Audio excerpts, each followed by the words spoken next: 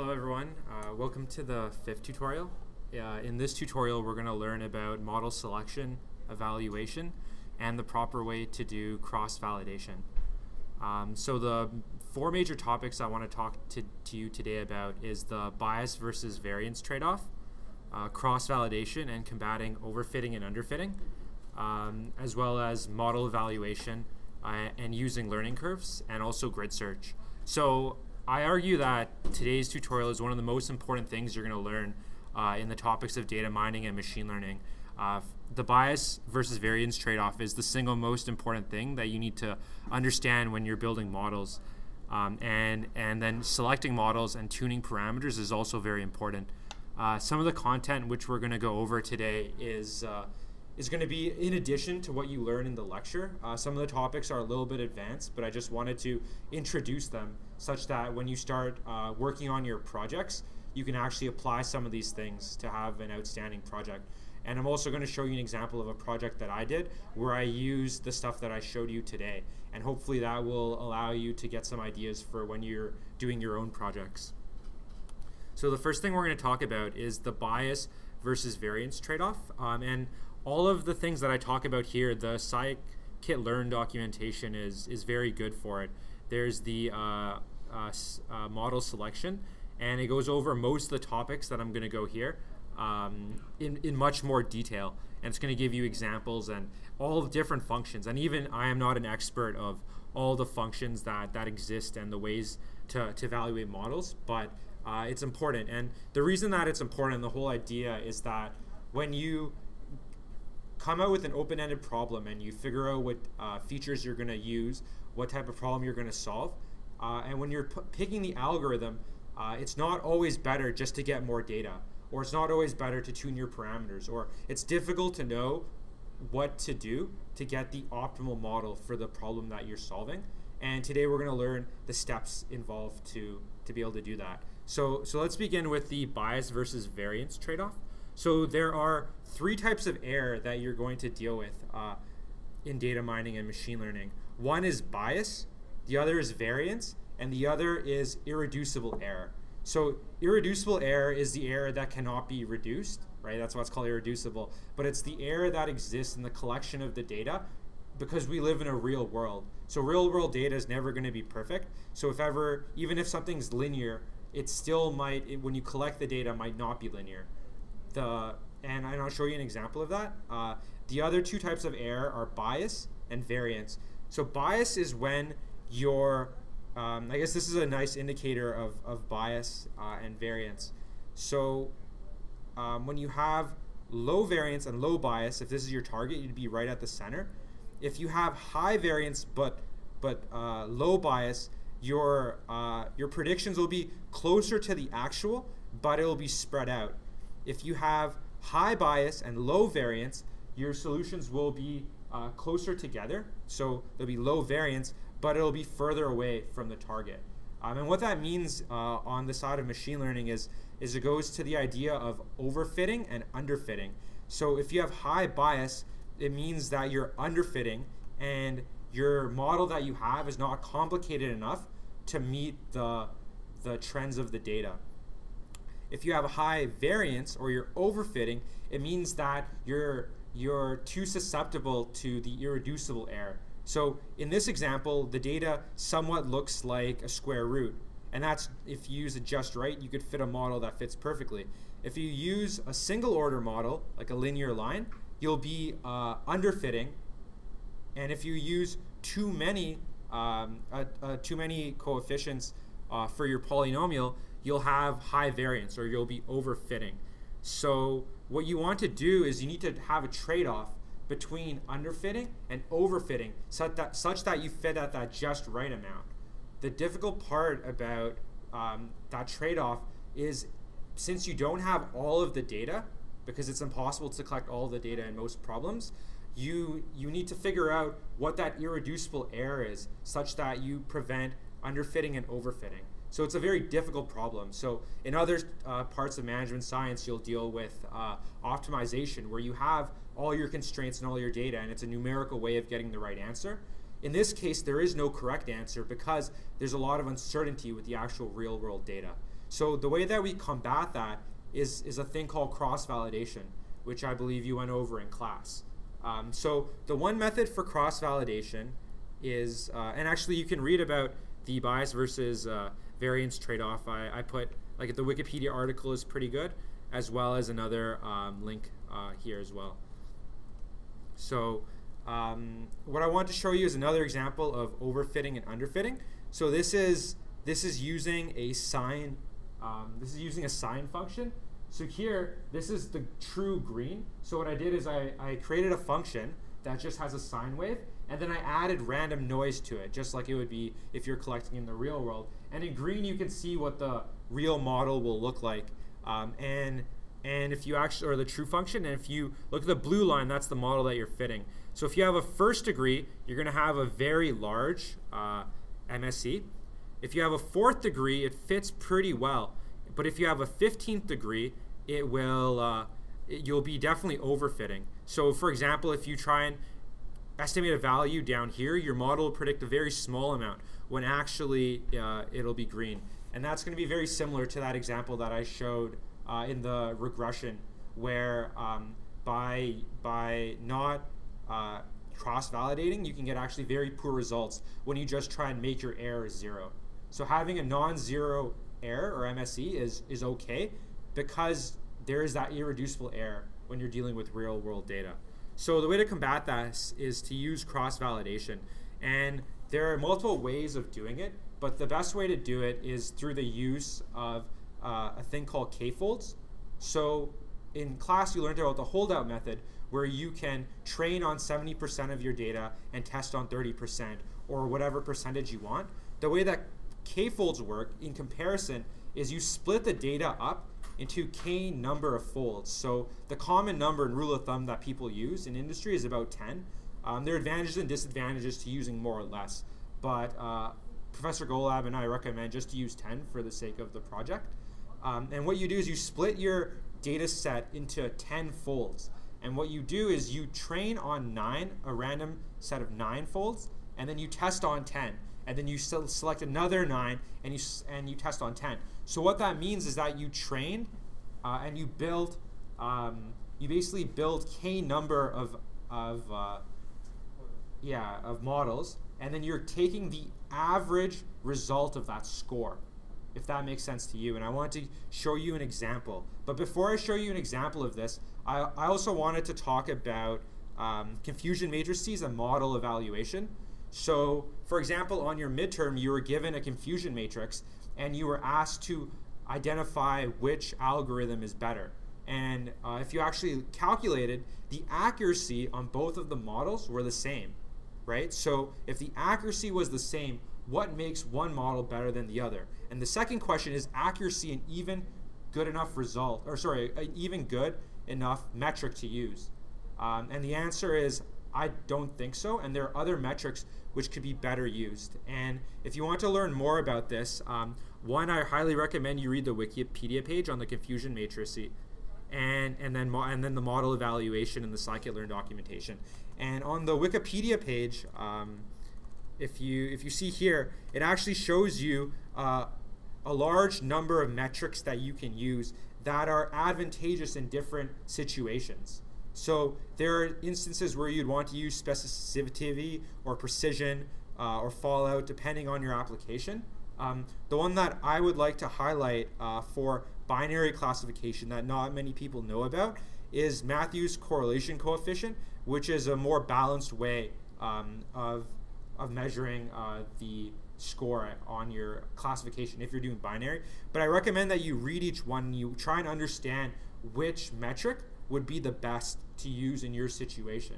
Do you want to have an algorithm which deals with risk better, or do you want to be able to like reduce your true positives or your false positives? Sorry, increase your true positives or your true negatives. So there are different things that you'd want to optimize depending on your situation. So the main part is try and understand what the metrics are and how to deal with them. And these are, I guess, some other ones that are explained. And the nice thing about Python is that they actually have functions for model evaluation. and you can actually use their pre-built scores. So one, you could use accuracy, which is the default, but you can use precision, you can use F1, log loss. They also have, if you scroll down, they also have MCC and other kind of examples. So Matthew's correlation coefficient. There's a thing called an ROC curve, which is also a very commonly used curve in industry, which I want to talk about just because people use it a lot. And you can also read the Wikipedia page on it. So ROC stands for receiving operating characteristic, and what it does is it plots the false positive rate versus the true positive rate. So if you were just randomly guessing, your false positives and your true positives and your false positives will just be about the same, so the line will be straight. A good algorithm will be able to move high on the true positive rate and move across on the false positive rate. And by taking the area underneath the curve, you can use that as a metric to score your algorithm, because the area will be between 0 and 1 if you take the integral. So the idea is that you would try and get as high as an ROC, but the main part that I want to highlight here is that what you're optimizing here for is your true positive rate versus your false positive rate, and you're not looking at your true negative and your false negative. So it's more it's better when you're actually looking for predicting things correctly that are the class that you're looking for. So it might not be the best metric. MCC might be more balanced, but it is commonly used. So trying to read through and understand which metrics are the best is what I recommend. In this example, I'm going to use the ROC curve just because it'll give an intuitive understanding of how cross-validation works. So in this example, I again load the iris dataset that we've worked on since the first tutorial, and then I add some noise, and then I do an ROC where I basically use k-folds.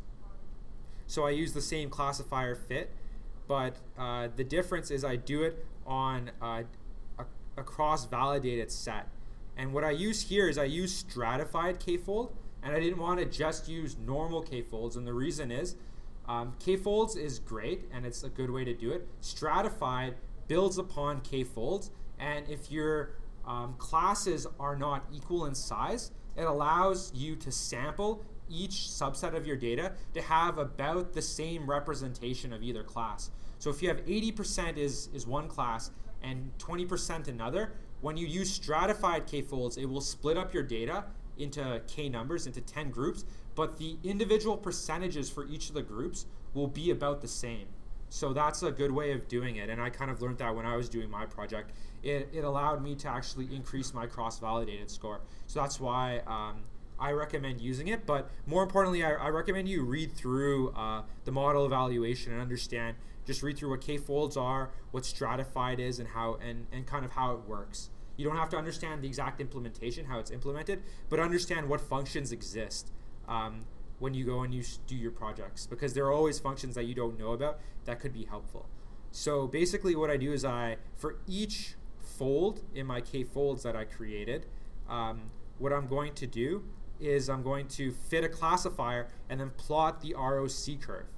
And then I'm going to calculate the mean ROC, and then I'm going to draw that as well. So if we look at the ROC curve here, what you can see here is you can see that basically if you split it up into 6 folds, in this example I did that just because it was quicker than doing 10, what you can see is that the model performed differently on various subsets of the data, but you can calculate what the mean area is, or the mean ROC, and calculate the area, which you can see here by the dotted black line, and you can use that as a better indicator for performance. So you can see if you just did a random holdout of basically 1/6 and 5/6 of the data, it could have performed differently depending on how you selected the data. But by using k-folds, you can average the result and look at the average result and use that as your metric.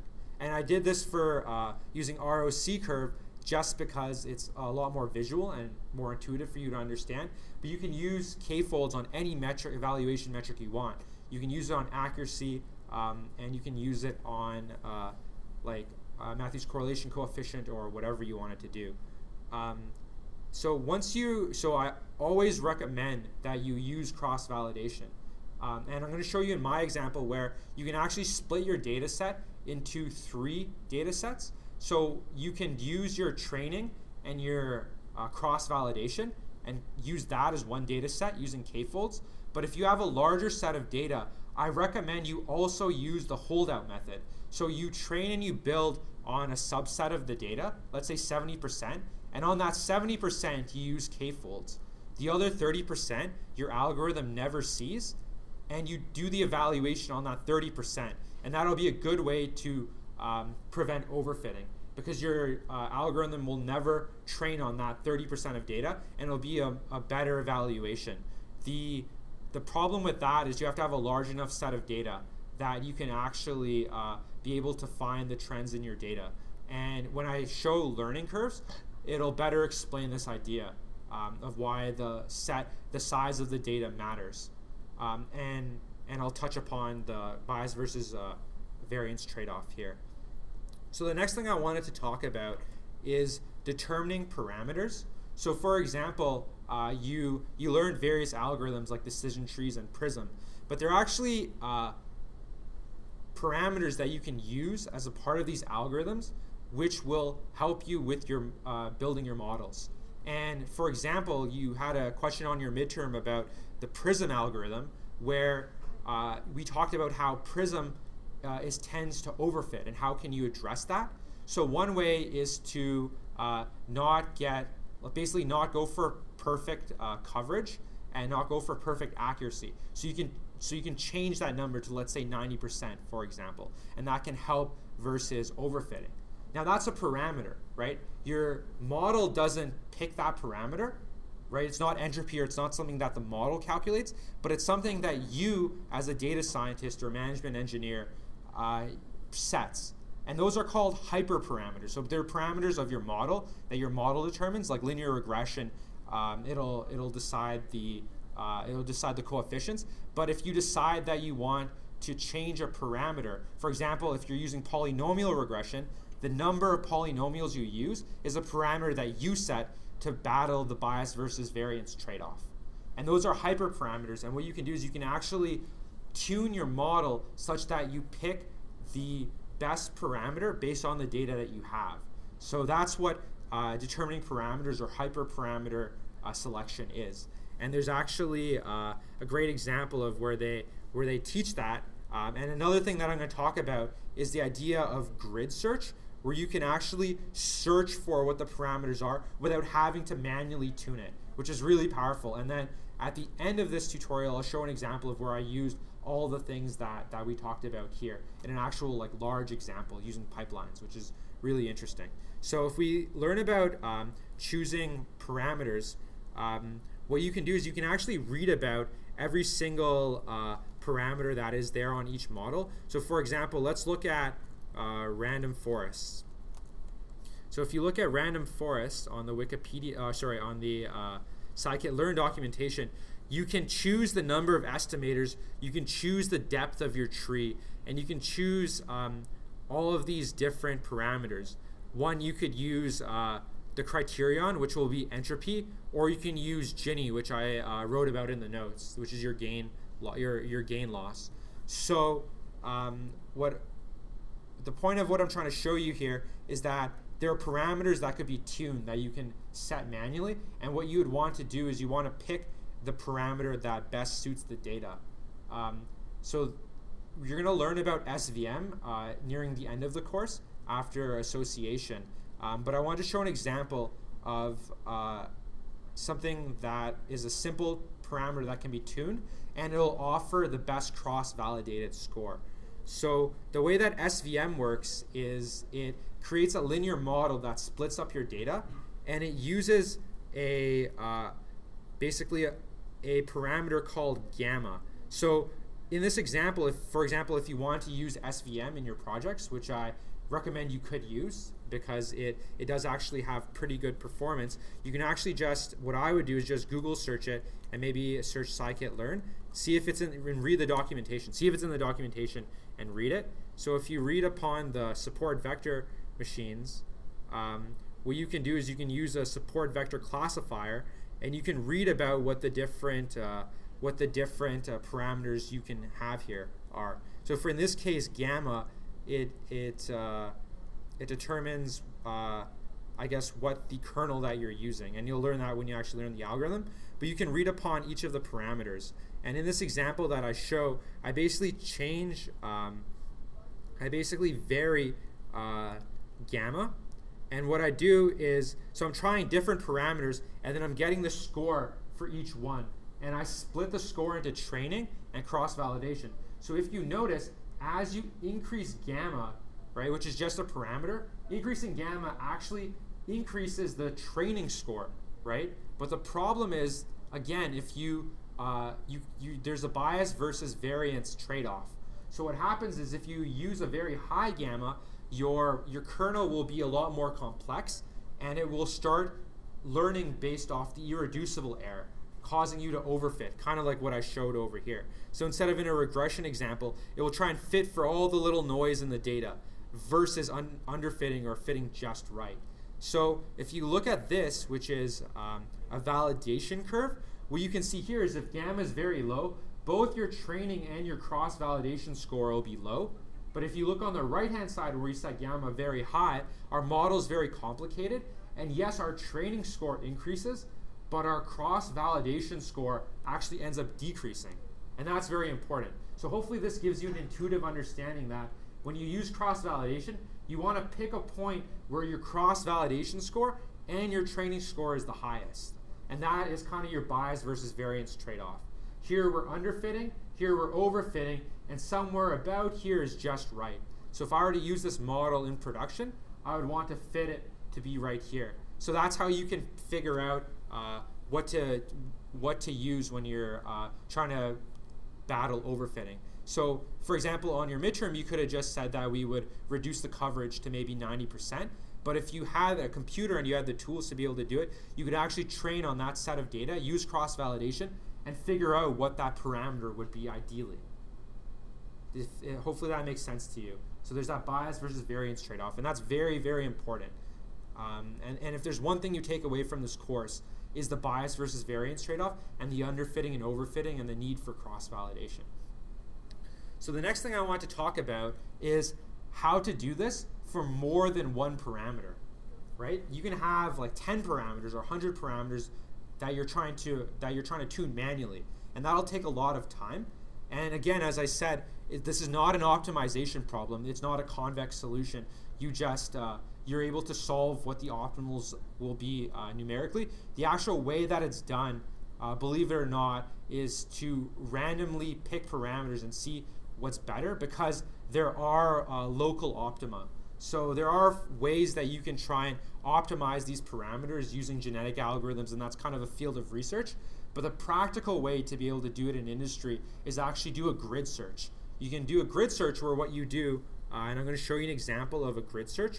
So again, as usual, scikit-learn has a great example of a great implementation of it, and it also offers examples in the user guide. So what grid search enables you to do is you can set up different parameters, and it will try every combination of these parameters, if that makes sense to you. So it will try each of them, and it will get a score for each of them, and it'll tell you which score is the best. And then you can tune your parameters and change the ranges. So let's see an example of this. And this is a very large example where we're actually going to do classification again on the news group. So this is on text data, and we're going to use again use an SGD classifier, which is kind of like an SVM, but instead it uses gradient descent. So it's a little bit more optimized for larger data. And if that doesn't really make sense to you, that's fine. What you can actually do is, if you read the SVM documentation, it'll talk about how support vector machines are done and then how SGD is done. And you can figure out kind of which model to use. Another thing that I wanted to show you as well is if you search scikit-learn cheat sheet, it'll actually show you all the different estimators which you could use depending on your size of data. which is actually pretty useful. And I mean, so what you can do is it depends on the type of problem that you're solving, but it'll ask you how many data points you have, and then it'll say, oh, if you want to do classification, if you have less than 100,000 samples, then use a linear SVC. Try a linear SVC. If it's text data, try naive Bayes. Otherwise, try K-nearest neighbors, which you'll learn about, or try SGD with larger sets of data. For clustering, again, they're all different things. Like you'll learn K-means, and you'll learn other algorithms, and then you can also try regression. You can just use a regressor or use the other ones. And you can read each of these implementations. So going through this cheat sheet will definitely help. I mean, if you decide not to use a linear SVC and jump straight into naive Bayes, that's okay. You can pick whatever algorithm you want if the assumptions for the algorithm hold and it actually works. But this is just a guideline for what you can use and which algorithm.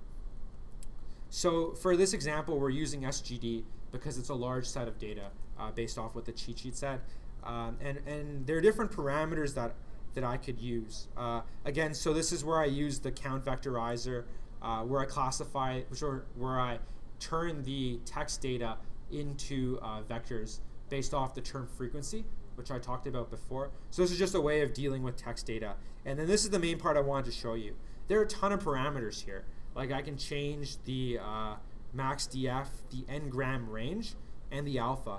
And in this example, not only am I changing the parameters on the model itself, I'm actually changing the parameters on how I convert the text into vectors. So I'm actually changing the vectorize and the n-gram range. And what n-gram means is the number of grams or the number of words that I'm going to pick as part of my term frequency. So you can just pick your n-grams as 1 and it'll get the frequency of each word, or you can do an n-grams as 2 where it pairs words together, and sometimes those go together well. For example, linear regression, if you use an n-gram of 2, could be pretty powerful to tell you if the email you're talking about is related to data mining or machine learning, for example, compared to just using linear and compared to just using regression, because those two can be used in other places. And basically what the grid search does is it literally tries every single combination of all of these parameters and gets you your score. And you can also use cross-validation here. So it'll build you, for example, using K-folds, it'll build 10 models, get the average score. Try next parameters, do it 10 times, and keep doing it. I'm not going to run this now because this took quite a while to run. I think it took me 30 seconds, so it wasn't too long because of the large set of data. But what it does is it actually, at the end of it, it will try each of these parameters. And in this example, it was 72 combinations. And at the end, it'll tell me what the best score is and the best parameter set. You can also look into what the second and third best are. And by looking at what the parameters are, you can use your intuition to try and set new ranges and keep doing more and more parameter searches until you get a good score that you're happy with. And that's kind of how grid search works. The other thing I want to talk to you about is my favorite way of doing grid search, which is random parameter optimization. So instead of searching for every single combination, what you can actually do is randomly select ranges and just try random values, and it allows you to get similar results a lot faster. And there is an example there is an example. I think Firefox just crashed on me. So there is a random example of where that could be used. So let's open up our notebook again. So there is an example of randomized grid CV. Randomized grid CV in the documentation, and it will explain to you how that's done and basically how you set it. So if you usually scroll to the bottom, it shows you example code, and if we run this, actually, what it'll show you is it'll show you the time difference between just doing a normal grid search or doing a full or doing a randomized grid search. So if we insert cell below and we run this, it can show you the results, and it might take a little bit to run because again it's going to build different ones. in the meantime, while this is actually it took 4 seconds. Actually, it's still running. So in the meantime, what I want to show you is kind of example of putting this all together on where you could use for your projects. So I can post this link as well. So this is kind of a presentation for the project that I did. And I do have like the full paper if you want to read it. But there are a couple key things that I wanted to show here, which it's not really opening.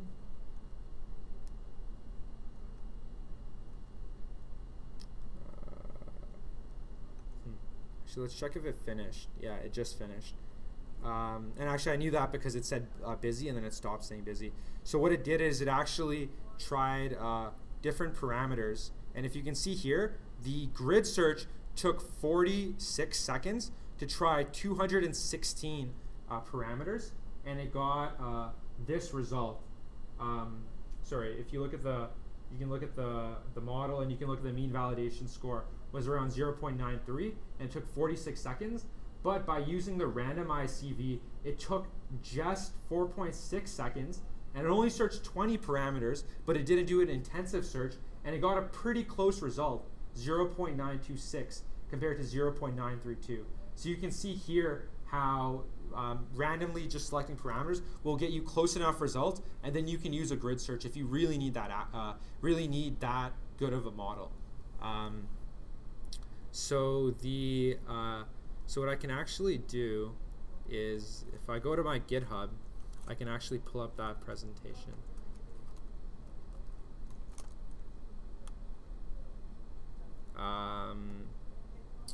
So if we download this,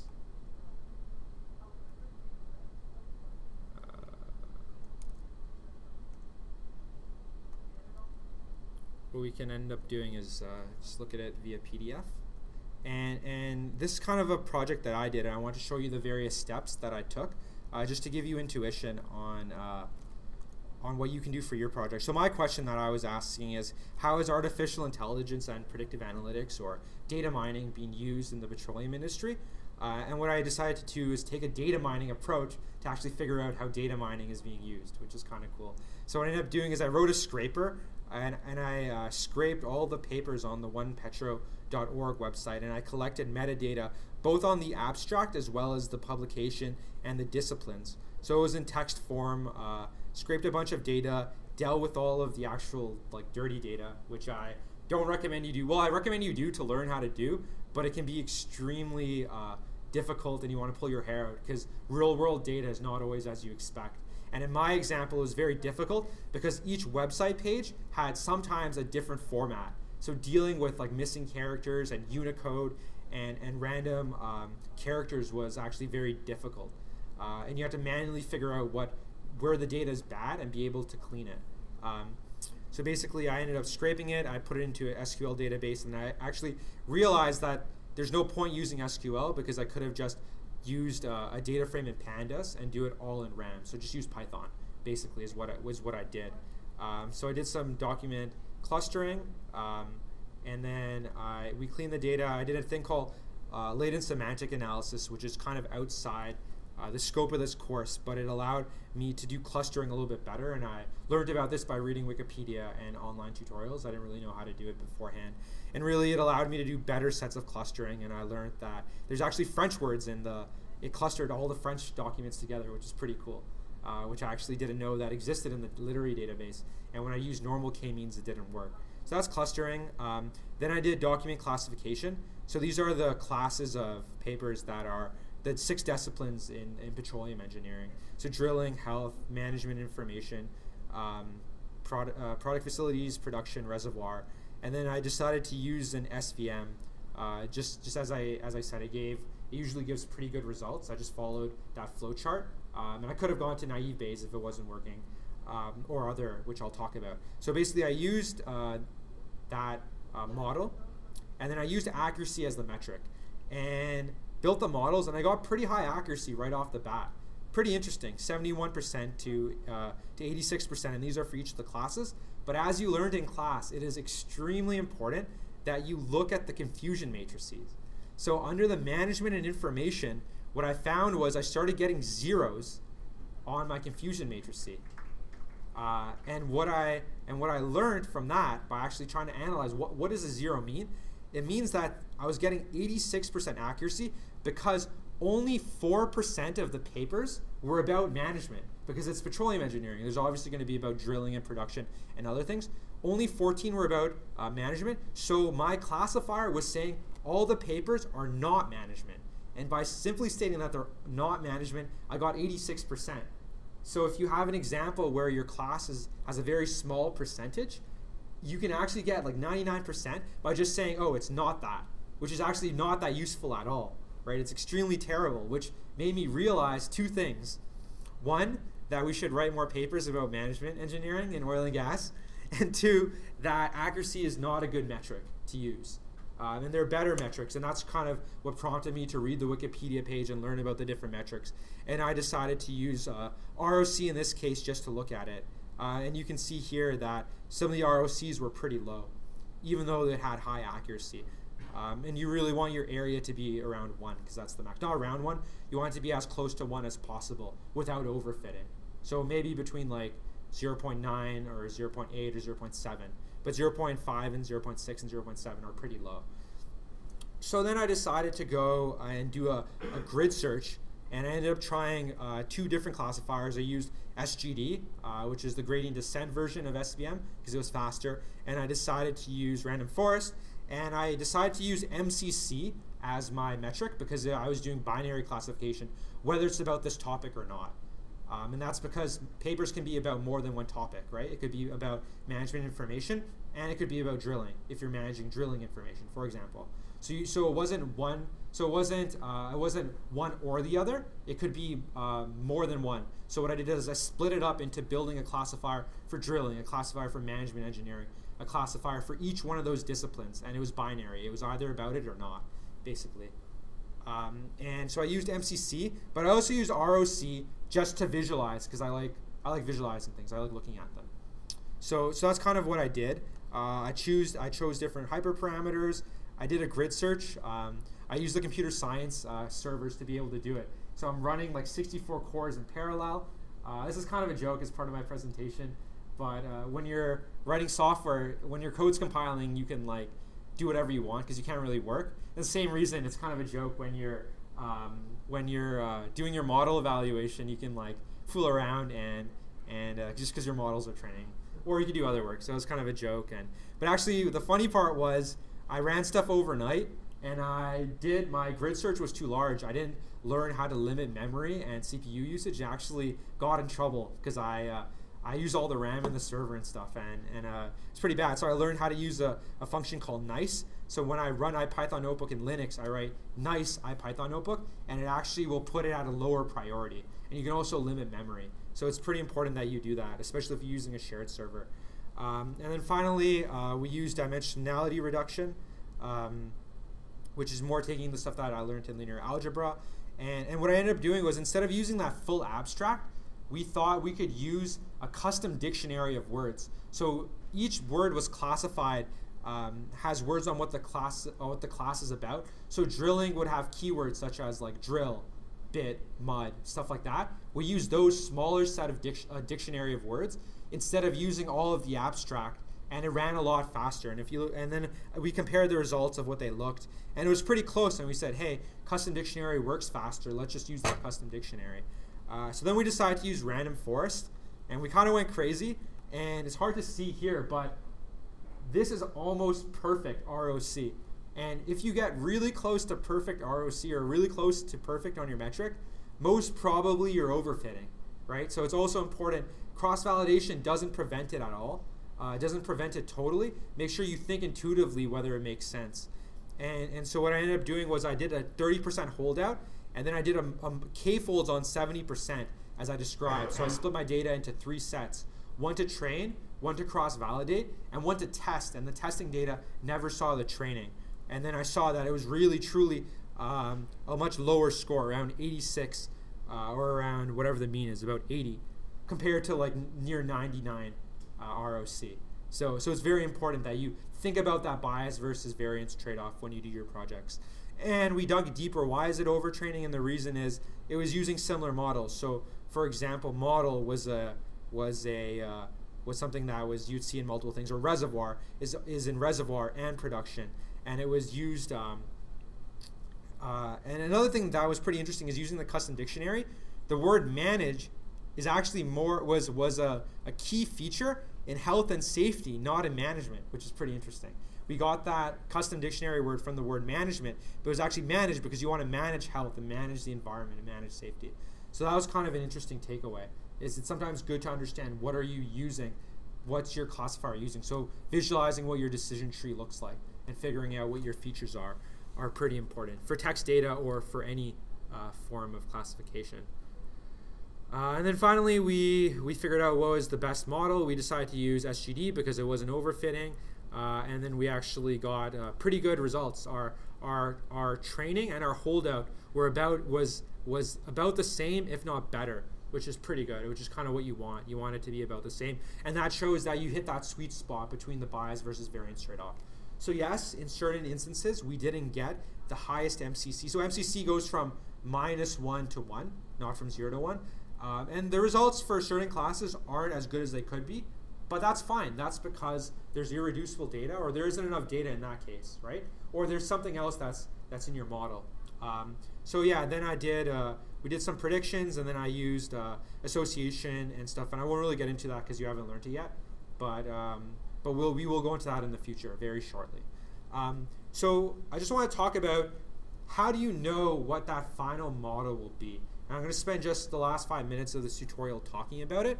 This is a pretty advanced topic, and there's definitely not enough time to go over it, but reading on your own will kind of help you understand that. And this is very important because this will make you a lot better at data mining than everybody else.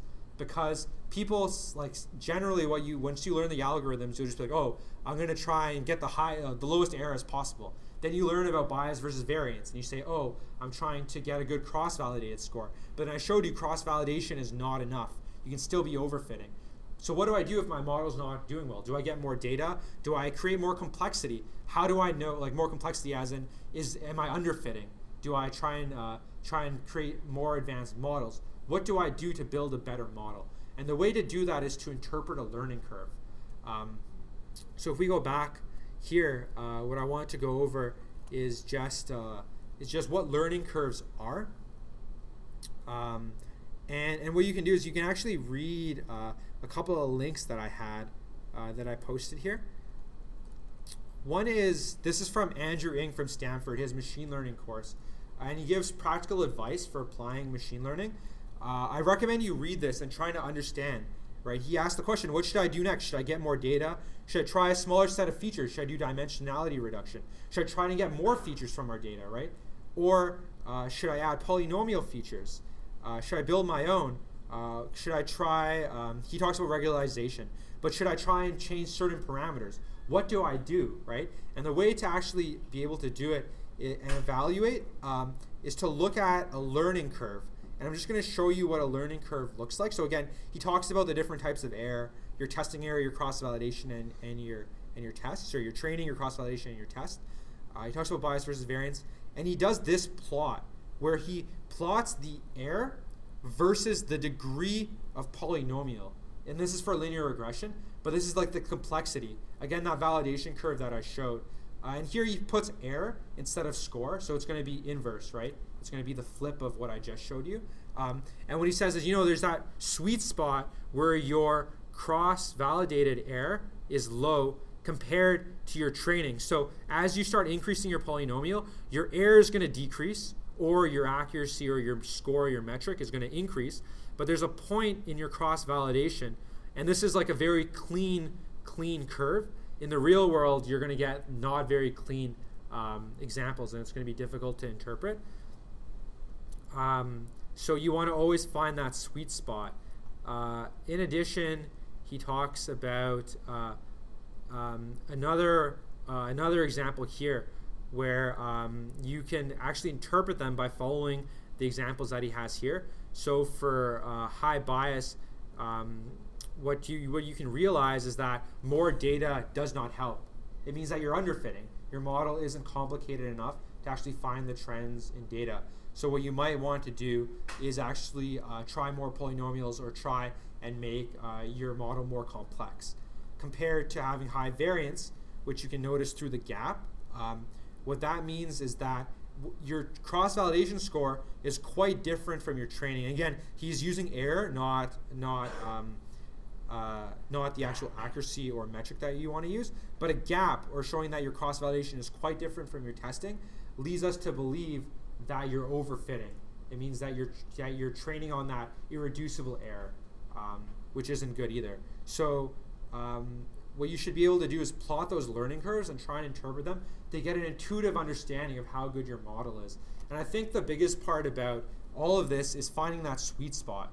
Like, I don't think it's worth spending hours and hours and hours to find the very best model unless you're doing something crazy like high frequency trading or something where that score really, really matters. Sometimes it's good enough just to be able to present results to management and be able to iterate, because by getting new data, things change. So it's sometimes you can spend like 6 months on a project, get really high results on that set of data that you have, and then realize like data 6 months later will look totally different.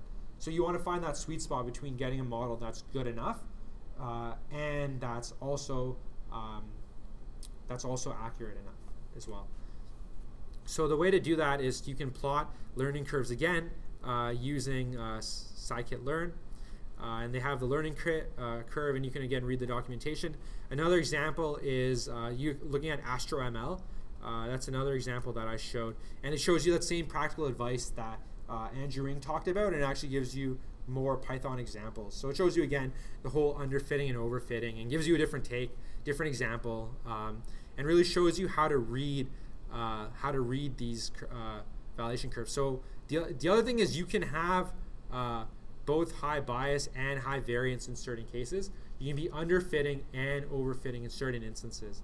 So it's important to try and understand what the learning curves look like. And again, this is looking at the errors.